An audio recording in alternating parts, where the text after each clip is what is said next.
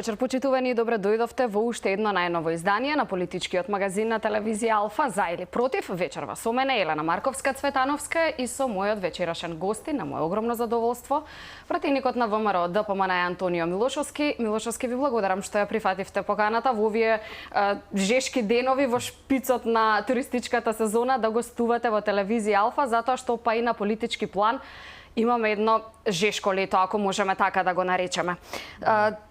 Насловот на емисијата што го поставив е за се она практично што ќе зборуваме вечерва, за цврстиот став на ВМРО ДПМН е против уставните измени, за потребата од избори кои што постојано ги барате, за албанизацијата која ја гледа само министерот за надворешни работи Бујар Османи, за родниците на смртта и за другите активности кои што следуваат ова лето во собранието. Ќе започнеме со тоа што се случи вчера, имено уставните измени стигнаат до собранието. Председателот на Законодавниот дом Талат Џафери вели дека веќе вие сте ги добиле на рака. Споменав дека ставот на ВМРО ДПМН останува непроменет против уставни измени под бугарски диктат. Ги видовте ли и да им објасниме на гледачите што е спорно во нив? Зошто ве прашувам, бидејќи знаете како цело време се го слушаме тоа од лидерот на вашата партија и од вас, од пратениците, дека нема да има уставни измени под бугарски диктат, но не сум сигурна дека граѓаните се им е јасно и се свесни што тоа значи. Можеме ли да им објасниме? Да. Благодарам прво за поканата и поздрав до гледачите на Алфа телевизија. Стигна предлог уставните измени, односно иницијативата за отворање на уставот во собранието. Долго време, откако владата ги најавуваше дека тоа ќе се случи во февруари, во март и така натаму, па конечно еве во средината на јули ги испратија до собранието. Ние ги видовме како пратеници и тоа што сакам да го појаснам за јавноста е дека уставните измени сами по себе се еден проблем кој што потоа ќе предизвика други последици кои што ќе бидат проблематични за Македонија како општество и како држава.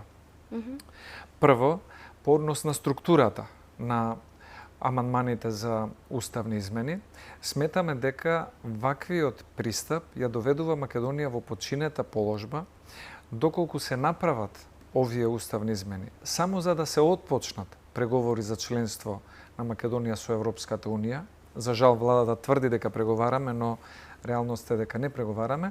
Тогаш Македонија ризикува да направи голема отстапка, а да влезе во неизвестност, што значи дека можеме следната година или за 2 години од денес да добиеме повторно вето од Бугарија и да испадне дека оваа болна концесија, лековерно прифатена од Ковачевски, од Бујар Османи и од Маричич, не е во интерес на Македонија. Второ, по самата содржина на уставните измени, гледаме дека се задира не само во преамбулата, туку и во нормативниот дел на Уставот. Што значи тоа? Тоа значи дека со внесувањето на тие народи во Уставот, Македонија дополнително, наместо да има поедноставен политички и општествен систем, ќе има покомплициран. Второ, никој нема против третманот на Хрватска кон македонците и третманот на Македонија кон хрватите, или словенците или црногорците.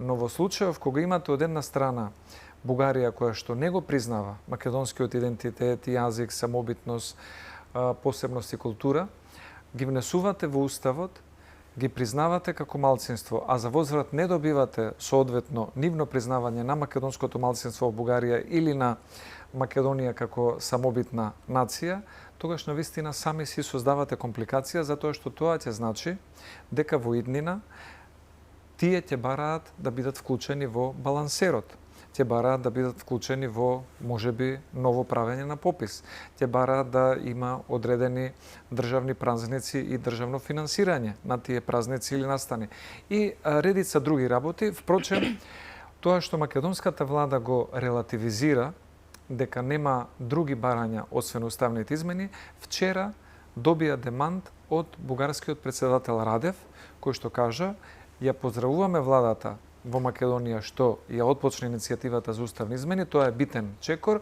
но не и единствен, треба да направат уште 3, 4, 5 други Вели уставот е отстапки. само почеток и ќе има нови барања. Да, за жал но тоа е изјавата неголемиот на проблем. Радев доаѓа веднаш по раката од Ескобар. Тој уверува дека работат со Софија за да нема нови услови за Македонија, но оваа изјава стигна од Радев веднаш по неколку часа. И ја слушав внимателно изјавата на господинот Ескобар. Тој вика Македонија да ги исполни досега превземените обврски, а ние ќе се потрудиме да нема нови. Но прашањето до македонската влада и до бугарската влада е која е листата на досега превземените обврски. Дали е листата само уставната измена или се листата и измена на учебници, измена на споменици, измена на историја, измена на наративот на развојот на македонскиот јазик, на македонската самобитност и слично. И затоа сметам дека власта направила голема грешка уште во 2017 година кога го подпиша брзогледно договорот за добрососедство. Тогаш не уверуваа дека со договорот за добрососедство Зоран Заев, Никола Димитров, Бујар Османи и Маричич уверуваа дека ние сме ги решиле сите отворени прашања со сите соседи и дека договорот со Бугарија ќе ни ги отвори вратите кон ЕУ и дека со Бугарија нема да имаме отворени проблеми.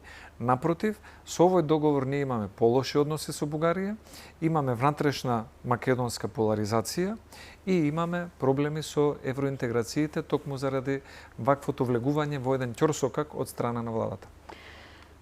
Морам да споменам, прочитав во едно интервју изјава од професорката по уставна Тања Каракамишева. Не сум ја слушнала веќе извесен период да гостува на некој од медиумите, но беше за порталот Република, чинам. Вели формулацијата, зошто е спорен уставот, вели формулацијата на преамбулата е правно збунувачка и политички конфузна. Во иста реченица се споменуваат граѓаните на земјата, преку кои се истакнува граѓанскиот карактер на уставот од една страна и македонскиот народ, дел од албанскиот народ и другите народи од друга страна, преку кои се истакнува националниот карактер на уставот, создавајќи уште на самиот почеток во уставот целосна забуна со мешање на термини и поими кои не се употребуваат во меѓународното право. Ваквата конфузија не е само спротивна на меѓународното право, туку прави голема штета на македонскиот народ, кој поради овие забуни не може јасно и недвосмислено да се определи како државотворен народ во сопствената држава. Јас се согласувам со ваквиот став на професорката Каракамишева. Преамбулата на македонскиот устав со овие дополнителни предвидени измени за кои што се надевам дека нема да се случат, бидејќи овој собраниски состав нема ни мандат според нас да разговара и да отвора вакви прашања, но генерално со ваквите предложени измени преамбулата дополнително се комплицира и се разводнува. И Македонија станува држава на сите други, а најмалку на македонците како конститутивен народ.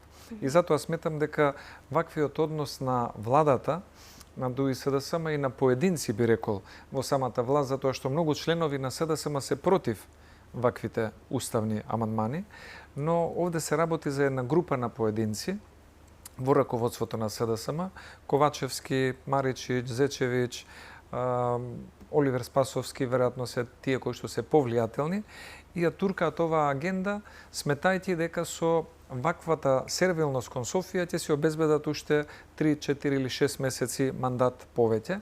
Но за жал со туркањето на ваквата агенда ја доведуваат Македонија во починета положба и последиците кои што потоа ќе треба друг да ги поправа, мислам дека ќе бидат сериозни.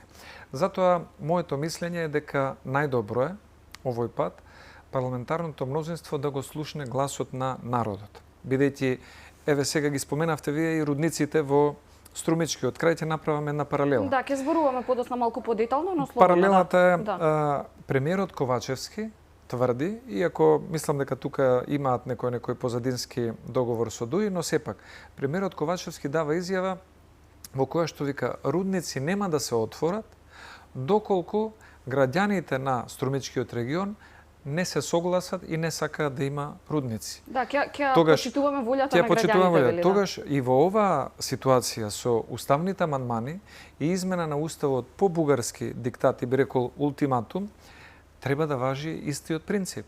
Ако граѓаните не се согласуваат, тогаш не треба да се прават овие уставни измени и да се обидуваат насилно со притисок од некои меѓународни емисари да создаваат услови и атмосфера за измена на уставот. Добро, но во општество слушаме постојано дека има и такви кои што сметаат дека ова е последната шанса за Македонија за патот кон Европската унија. Така па вела дека не треба да се прокоцка оваа шанса. Јас ги слушам исто тие изјави, но изјавите доаѓаат од луѓе кои што веќе неколку пати споменале дека и во претходните години ја споменале таа веќе излитана фраза последната шанса.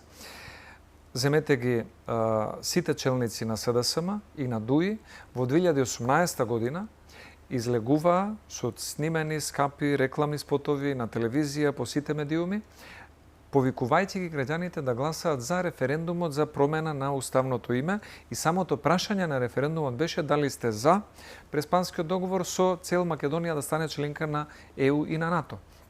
Ветуваа дека тоа ќе значи отварање на портите на ЕУ за Македонија и дека тоа последната шанса. Бугарија, така. Тука не се споменуваше Бугарија, се споменуваше Европската унија, се кажуваше дека тоа последна шанса.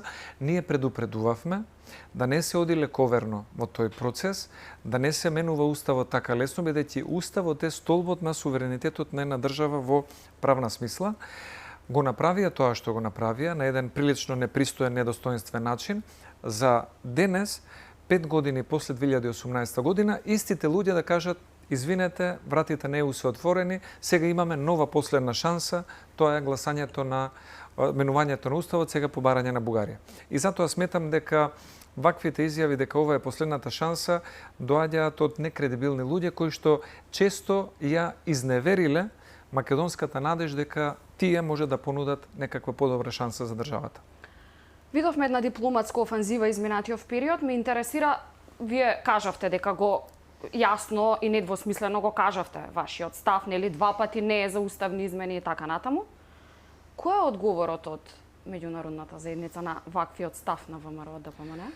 Па ние имавме средба, прво имавме дојдоа министрите на Чешка, Словачка и Австрија за надворешни работи. Имавме една аргументирана, би рекол, дебата во собранието. Сите пратеници на ВМРО ДПМН и коалицијата, дел од раководството и гостите министри. И тие нормално како министри на земји членки на Европската унија доаѓаат со порака да видат дали може да се случат уставните измени, затоа што тие гледаат од друга гледна точка, тие сметаат дека се земји пријатели на Македонија, земји пријатели на проширувањето и сакаат тоа проширување во однос на ЕУ да се движи напред. Но на едно прашање не добивме одговор.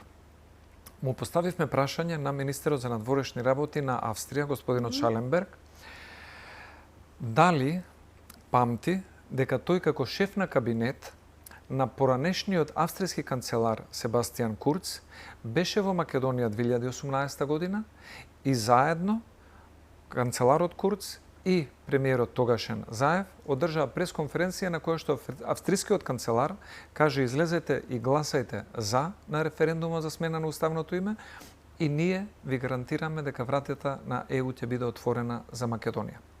Тогаш Шаленберг беше шеф на кабинет на Курц, денес е министер за надворешни работи и нашето прашање беше господине Шаленберг, кој ќе биде следниот министер за надворешни работи на Австрија, кој што вас ќе ве замени, како вие што го заменивте Себастијан Курц, кој што ќе дојде после 4 години од денес, после евентуални уставни измени и нам ќе ни каже, ве молам, направете го што овие 2, 3, 5 или 10 уставни измени, ова е вашата последна шанса.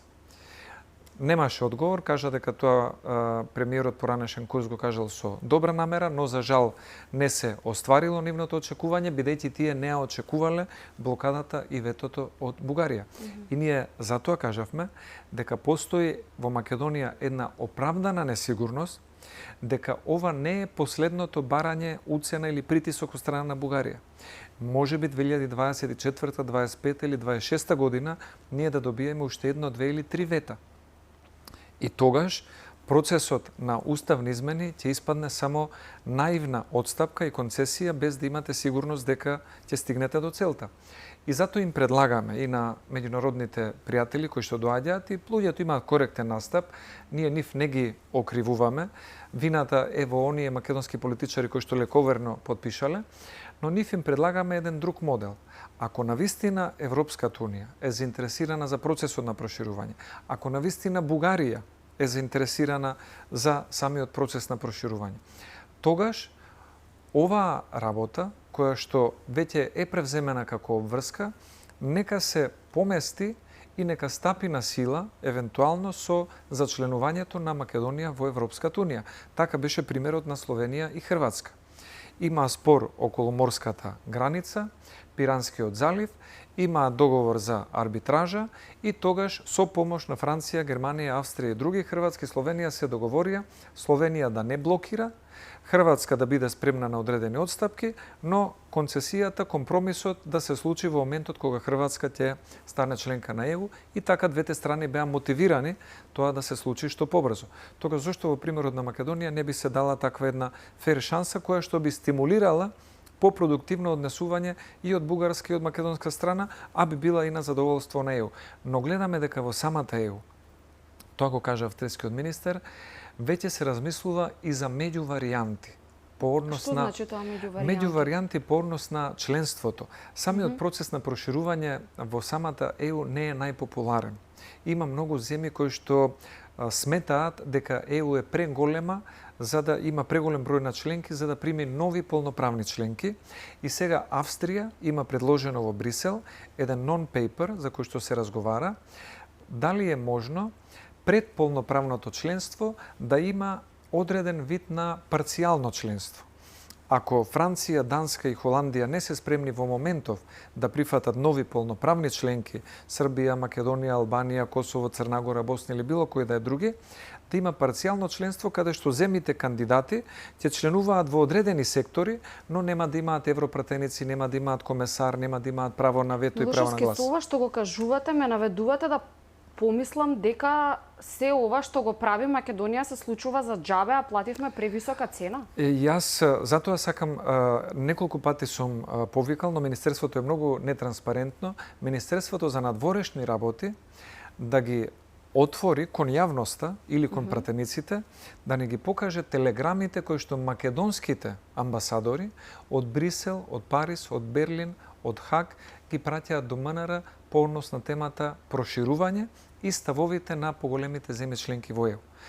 Тоа се овие ставови кои што ги споменавте сега, така? Тоа се овие ставови кои што ние и ги слушаме во француската јавност, во данската јавност, во холандската јавност. А тоа е така променето откако Бугарија влезе во Европската Точно така. Унија? Откако Бугарија и Романија влегоа во Европската Унија, мислам дека неколку земји членки сметаат дека тоа е преурането, дека не се доволно подготвени и дека нивото на функционалност на институции, владење на право не е соодветно и дека повеќе земаат од ЕУ отколку што придонесуваат за самата ЕУ, но исто така и примерите со Полска, Унгарија и други земји каде што имаат одредена дебата за тоа кој би требало да има поголем суверенитет, дали Брисел или главните градови на земјите членки, го кочат процесот на проширување. И затоа сметам дека оваа дебата треба да биде многу сериозно разгледана.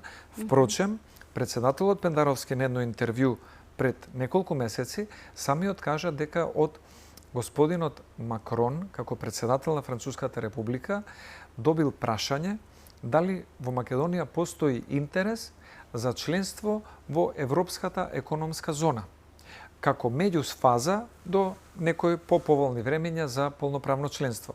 И тоа не е случајно прашање.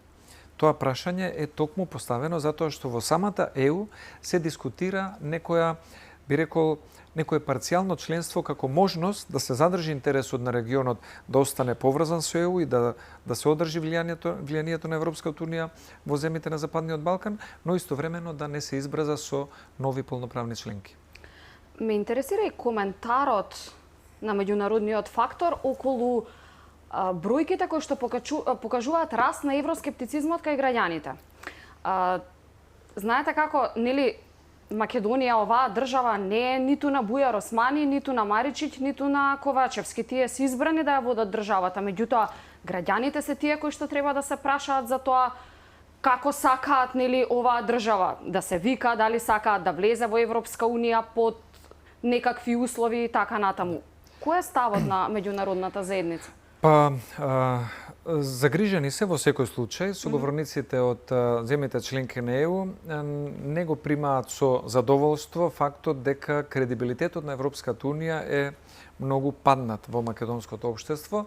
Според последното мерење на Евротинг беше некаде 49%, според последното мерење на Фондацијата Конрад Аденауер беше некаде околу 56-7%, што е многу помалку од она кога во Македонија ЕУ уживаше рейтинг од 78 или 80%. И ние им објаснуваме дека дел од ваквото паѓање на угледот на ЕУ во Македонија се должи на неисполнетите ветувања дадени од ЕУ, а не реализирани кон Македонија. Тука беше и германската канцеларка Меркел, која што вети дека ако референдумот биде успешен и се реализира смената на уставното име, дека вратите на ЕУ ќе бидат отворени. Меркел денес веќе не е канцелар, а за Македонија вратите на ЕУ се затворени. И втората причина и фактор им објаснуваме дека се некредибилните министри кои што се дел од актуелната власт. Кога вам Артан Груби, Бујар Османи и Бојан Маречич ви промовираат одреден производ, тоа е само му прават лоша услуга на тој производ. Кога тие промовираат Европската унија, немајќи самите кредибилитет, добар кредибилитет во општеството, прават штета и на кредибилитетот на Европската унија. Но она што на овие средби се забележа сега со последната посета на Вајмарската група, Германија, Полска и Франција, министрите за европски прашања, имавме средба во собранието и кажавме, нашиот став го кажавме како пратеничка група дека немаме намера да дадеме поддршка на вака еден несигурен процес кој што ја носи Македонија во неизвестност, а е ултиматум од страна на Бугарија наметнат без да има волја кај македонските граѓани.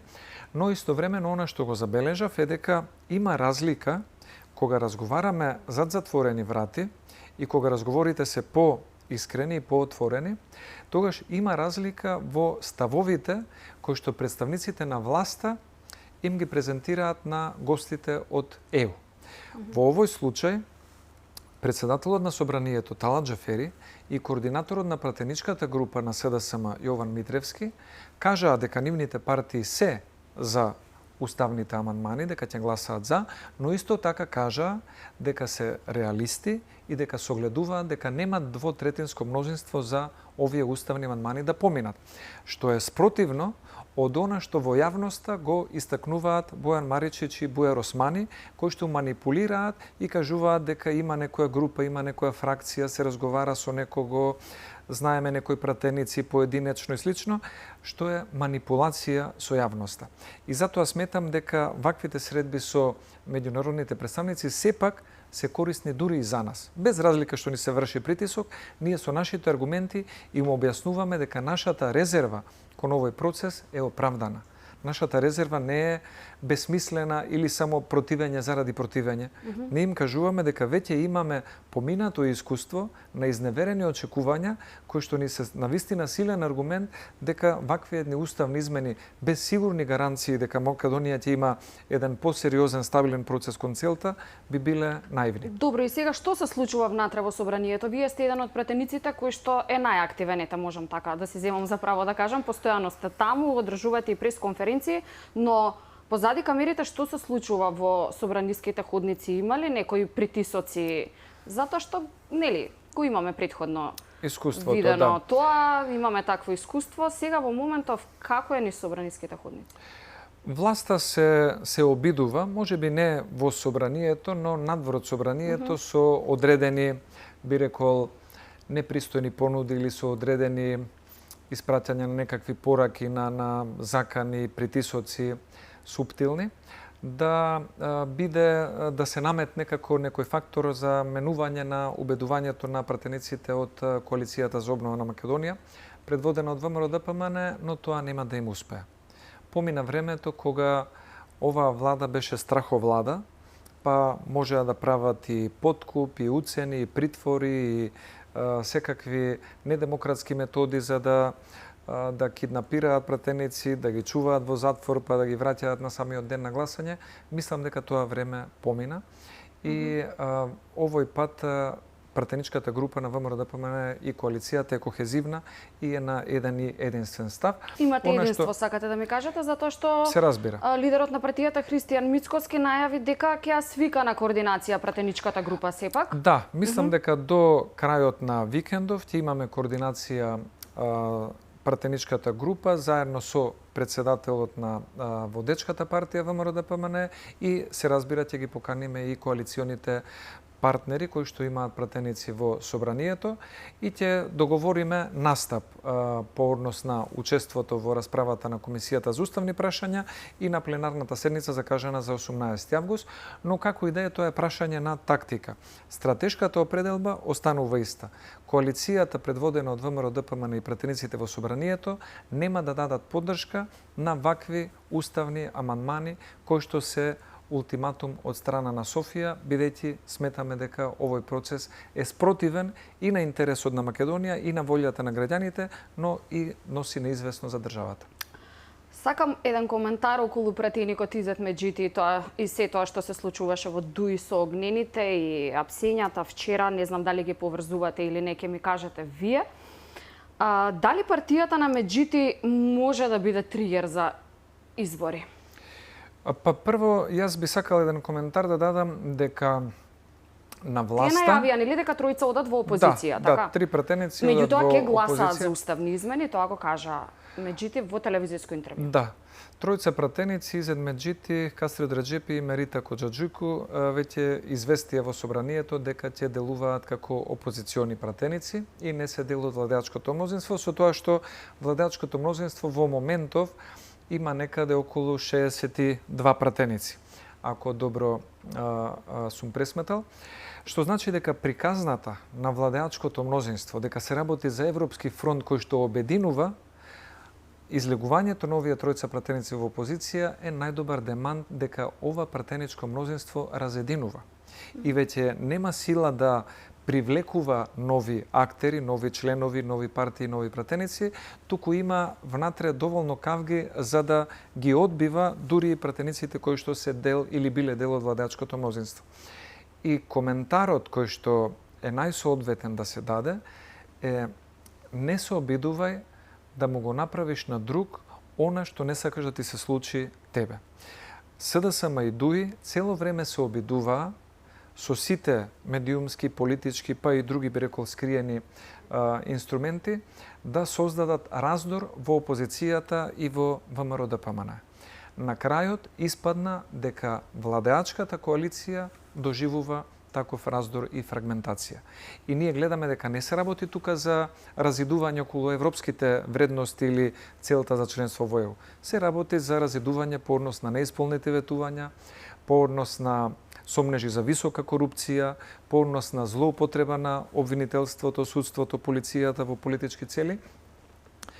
И индикативна беше изјавата на министерот за надворешни работи, кој што вчера нагласи дека не е точно дека апсењата се на групата поврзана со сомнежи за даночни затајувања, дека не е точно дека се апсат членови на огнената група.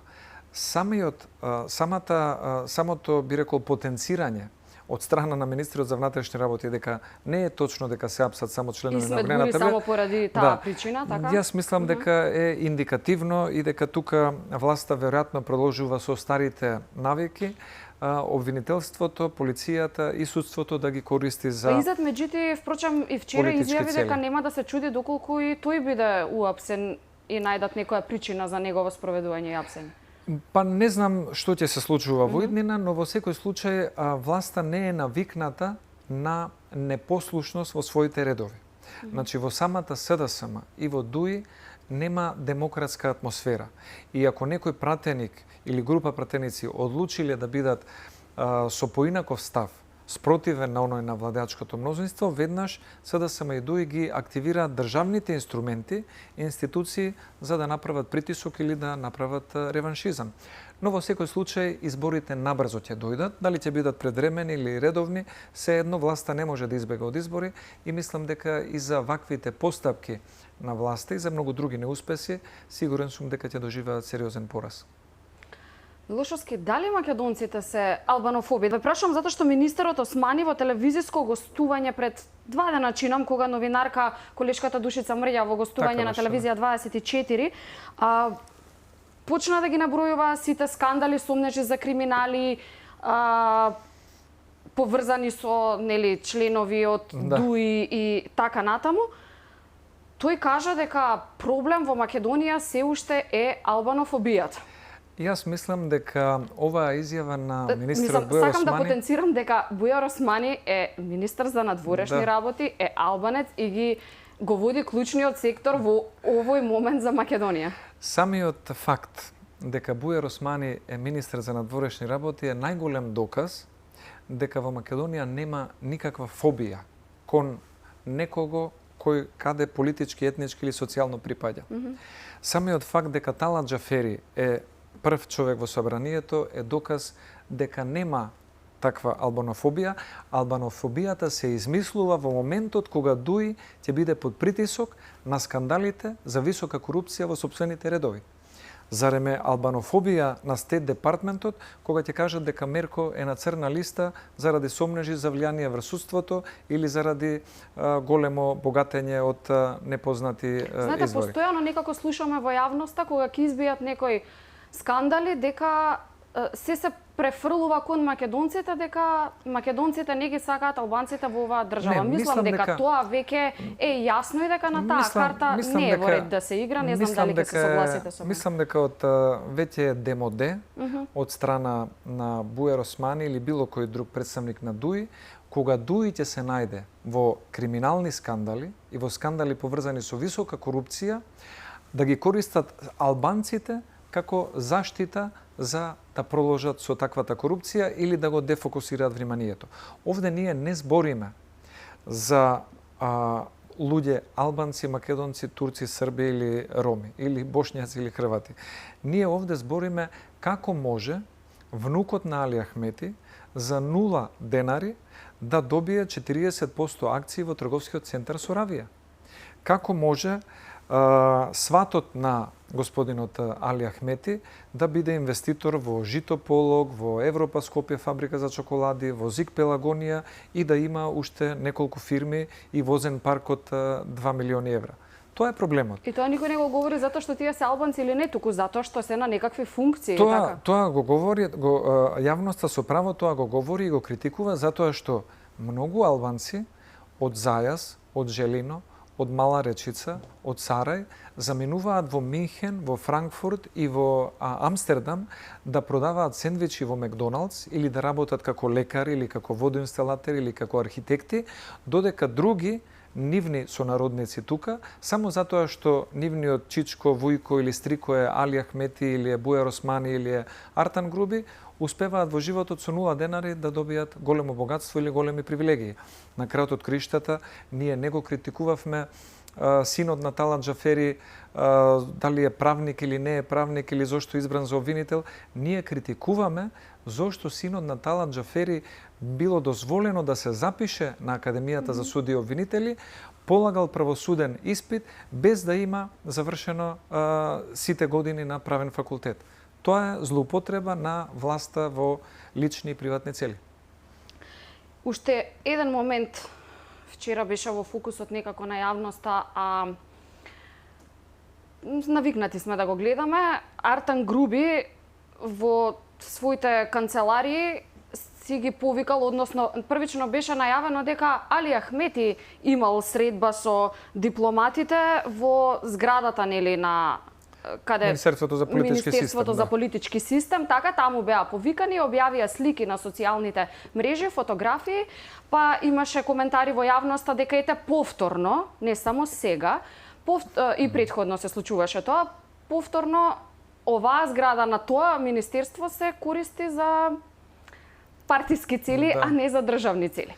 Па на прашање од новинарите, министерката Грковска кажа дека повторно ќе го упоменала Артан Груби и ќе видела ако може да превземе некои поконкретни мерки. Никогаш до сега такво нешто не видовме. Па потоа имаше одговор од Артан Груби дека сепак тоа било посета на негова покана како вице-премиер, иако не го видовме на тие фотографии. Ме интересира вашиот став, кој ја раководи оваа држава и кој ја раководи оваа влада?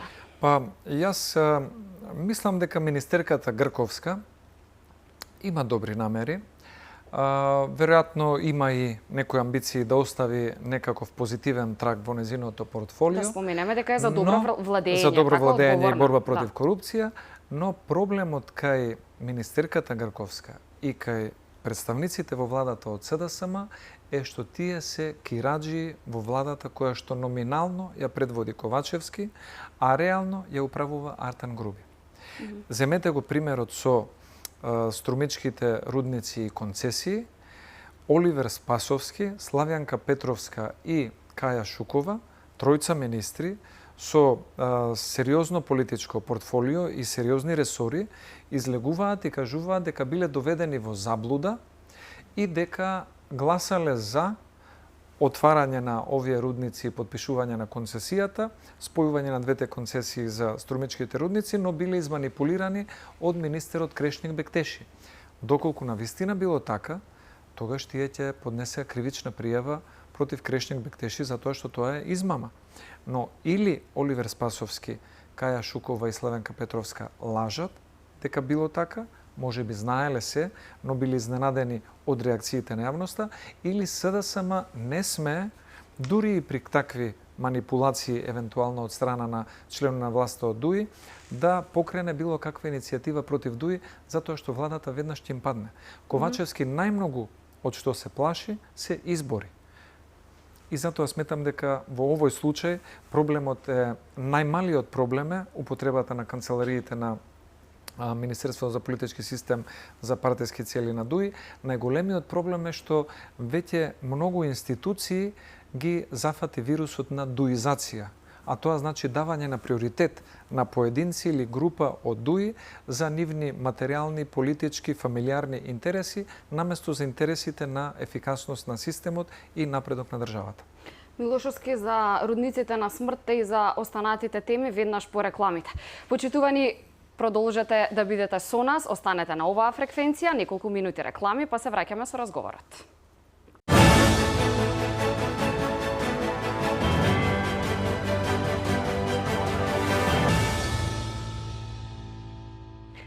Добре дојдовте назад. За или против на телевизија Алфа, вечерашен гостин, пратеникот од ВМРО ДПМН е Антонио Милошовски.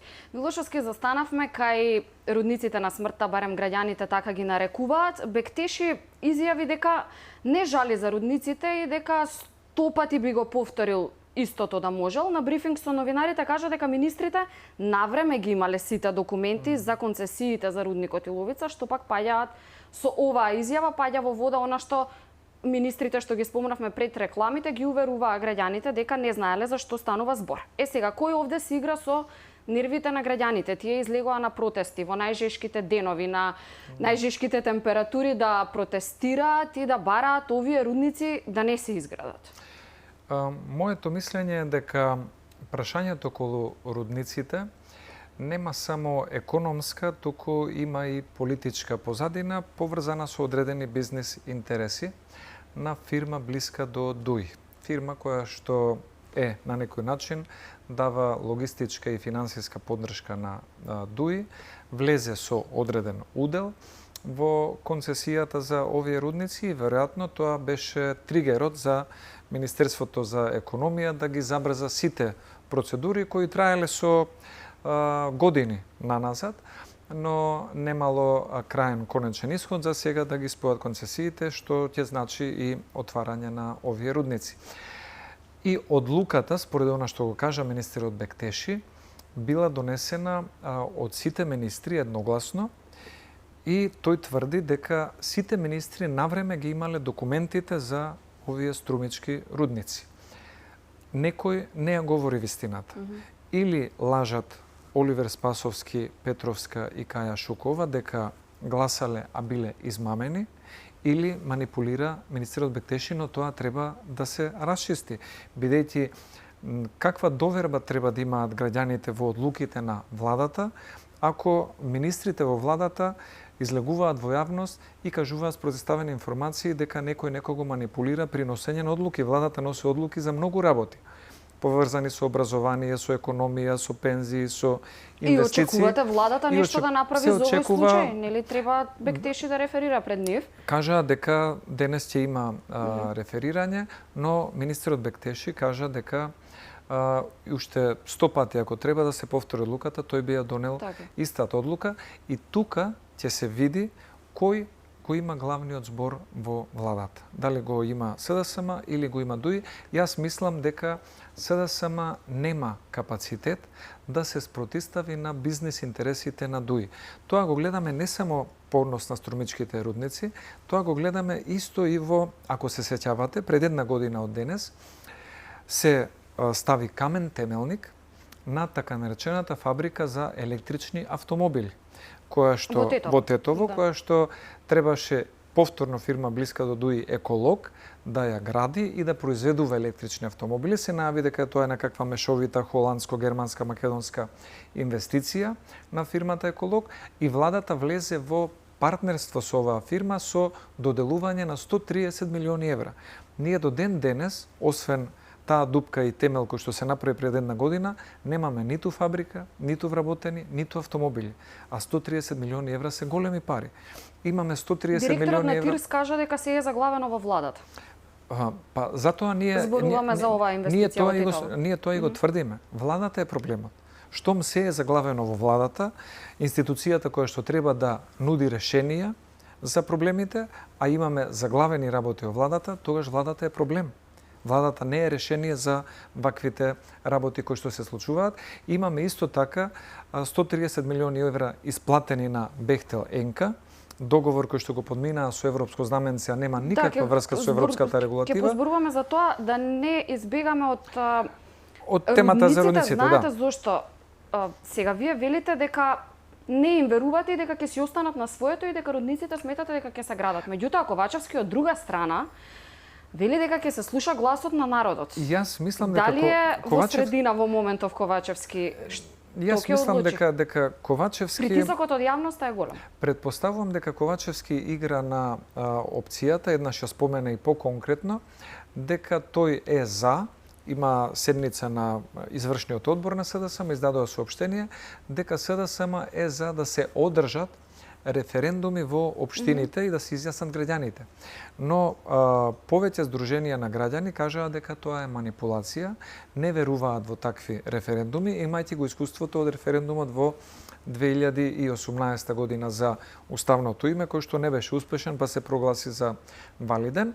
И мислам дека Ковачевски игра на картата на такво изјаснување, каде што каква и одлука да биде донесена, веројатно можеби СДСМ ќе лобира да има повеќе гласови за работа на рудниците и да каже тоа е волја на граѓаните.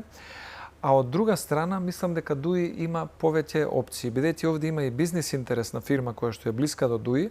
Тие предпоставувам дека главната цел ќе им биде овие рудници да се отворат, но и доколку има пречка да не се отворат, тогаш ДУИ може да оди и на втората варијанта, владата, односно државата, заради неисполнување на одлуката која што ја донесло Министерството за економија заедно со сите министри, да плаќа пенали на фирмата која што е блиска до ДУИ и секако оваа фирма ќе биде во тјар. Колку пенали плаќа Милошовски? Па, плаќа многу пенали затоа што она што го спомнавме претходно, затоа што многу работи се заглавени во владата.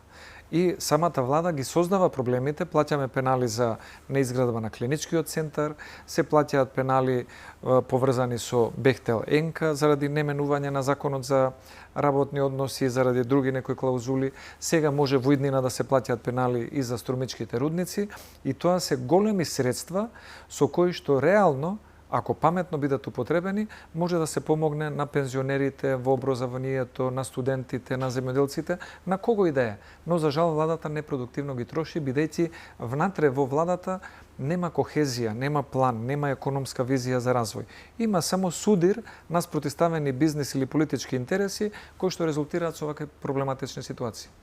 Да споменеме и за Бехтел Енка, државата досега платила околу 167 милиони евра, А багерите се уште не ги гледаме на терен, не удриле по земја, градежните работи чекаат на зелено светло, практично ништо не се случува, роковите се познати, течат, повторно ќе плаќаме пенали ако не се исполнат.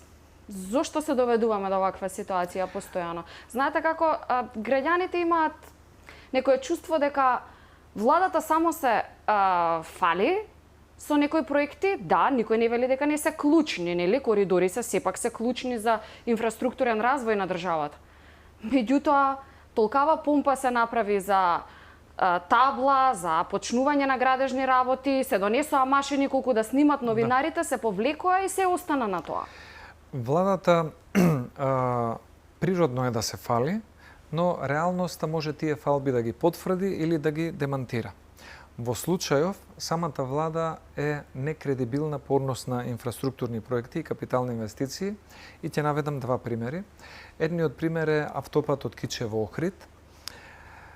Шеќеринска тврдеше дека ќе биде завршен во 2019 година. Потоа предходниот министер за транспорт и врски Сугаревски тврдеше дека ќе биде изграден во 2020. Па дојде Бочварски, тврдеше дека ќе биде готов до 2021 до 2022. Гледаме дека автопатот Кичево-Охрид не само што не е завршен, туку секој изминат месец и секоја измината година е и во полоша кондиција и е понебезбеден за возење. Вториот пример кој што ја ги демантира овие фалби на владата е токму проектот кој што го туркаше ДУИ, автопат до Блаце. И мислам дека тој автопат до Блаце беше од прилика 12 километри.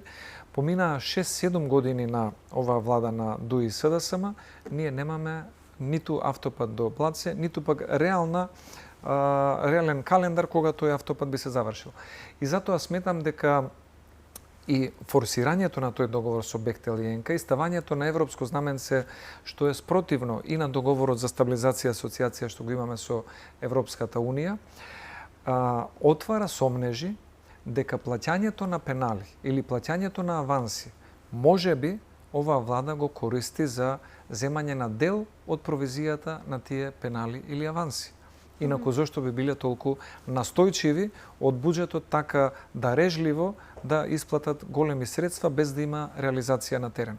И сметам дека дел од групите во ДУИ и дел од групи во СДСМ од ова веројатно имаат и одредена материјална корист, лична или можеби материјална корист која што сметаат дека ќе ја искористат за подобар настап или подобра подготовка или за подкуп на евентуални следни парламентарни избори. Во интерес на времето околу проектите толку, сакам да ви поставам уште две прашања пред да се одјавиме, пред да ја почнеме емисијата. Гуглајки видов дека не сте гласале за законот за македонски јазик и имаше една плејада од наслови на одредени портали, нема да наведувам на кој. Милошовски не гласаше за законот за македонски јазик и уште не знам таму колку пратеници од ВМРО од ДПМН. Да објасниме за каков јазик станува збор и зошто, мислам за каков закон станува збор и за зошто не сте гласале.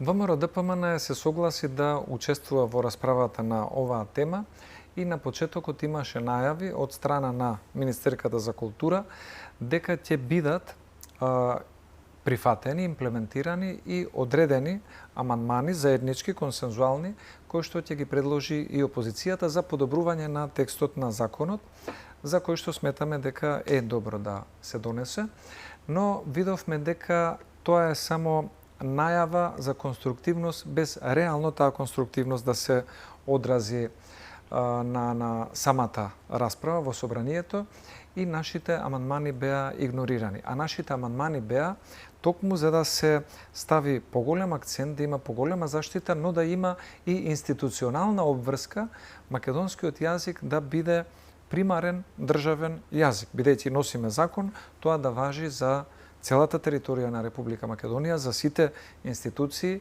и таа обврска да му даде дополнителна поддршка на јазикот и на неговото користење како јазик кој што е лингва франка и го зближува општеството без разлика кој на која народност припаѓа. Видовме дека тоа не поминува и заради таквиот нефер однос на Министерката за култура одлучивме да абстинираме во тој дел не сме биле против, но едноставно одлучивме да абстинираме од тој процес. Во моментот кога Министерството за култура ќе биде подготвено сериозно да не сослуша и да ги инкорпорира овие предлог амандмани кои што ги имаме и му даваат дополнителна тежина на законот и ќе го направат по-долговечен и по-ефикасен во корист на македонскиот јазик, со задоволство ќе го поддржиме. Што ќе се случува во собранието до 18 август? Дали пратениците ќе отидат на одмор годинова? Па, сега за во вторник е закажана комисија за уставни прашања. Тоа е првиот чекор кој што веројатно владеачките партии ќе сакаат да го направат и имаат обврска по однос на предложената иницијатива за уставни измени. Ние до крајот на неделава ќе се координираме како ќе настапиме. Таа комисија може да трае најмногу 10 дена, расправата на истата, па ќе видиме што е најсоодветно како да се постави во таа расправа опозицијата и ВМРО-ДПМН, но на крајот исходот од гласањето на таа комисија можам уште денес да го најавам дека ВМРО-ДПМН ќе гласа против оваа иницијатива за уставни измени, бидејќи ја сметаме како диктат од страна на соседна Бугарија. Исто така сметаме дека не води во еден процес на неизвестност државата да прави отстапки, а да нема сигурност дека ќе стигне до целта која што е посакувана. И втората работа која што е закажана исто така по ова прашање е 18 август пленарна седница која што доаѓа еден месец после поднесената иницијатива за уставни измени.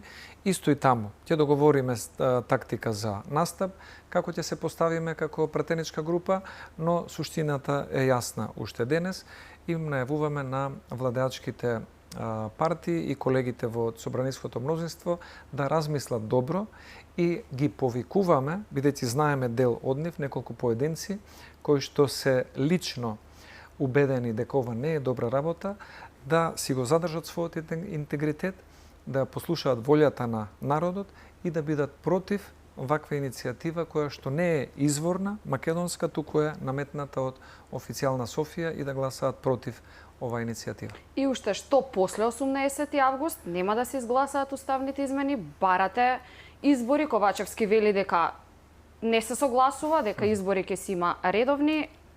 Што после 18 август? Што ја очекува Македонија? Ковачевски најмногу се плаши од избори, затоа што никогаш не бил на избори. Никогаш не бил избран како пратеник, никогаш не бил избран за градоначелник, за советник, што и да е. Околностите го доведоа во таква ситуација да има прилика да го постават за премиер без да учествува на избори и разбирливо е тој ги гледа анкетите и расположението на народот што СДСМ се плаши од избори, бидејќи овој пат СДСМ ќе доживее тежок изборен пораз. Разбирливо е што Ковачевски се плаши и се обидува да релативизира дека прашањето за уставните измени поминало или не поминало не е поврзано со кредибилитетот и мандатот на неговата влада. Но ние сметаме спротивно. Владата 6 години најголемиот политички капитал го инвестира или барем се обидува да создаде впечаток во јавноста дека оваа влада е влада која што ќе ги отвори вратите на Европа, влада која што го представува Европскиот фронт, влада која што ќе ја зачлени државата, влада која што го смени уставното име за да бидеме дел од Европа, и ова прашање итекако е поврзано со мандатот на оваа влада на СДСМ и ДУИ и доколку на 18 август се оствари она што ние го прогнозираме, односно не поминат уставните измени, само ќе биде прашање на денови, недели, месеци, но ќе биде сериозно прашање договарањето на датум за парламентарни избори. Бидејќи владата сама по себе не би имала смисла, ниту па има некои други успеси во полиња на образование, здравство или економија, ќе треба да оди на избори за да го провери својот рейтинг кај народот. Милошовски, ви благодарам за вечерашното гостување во За или против на телевизија Алфа. Почитувани, вам ви благодарам за вниманието. Останете и натаму на оваа фреквенција. Од мене пријатно.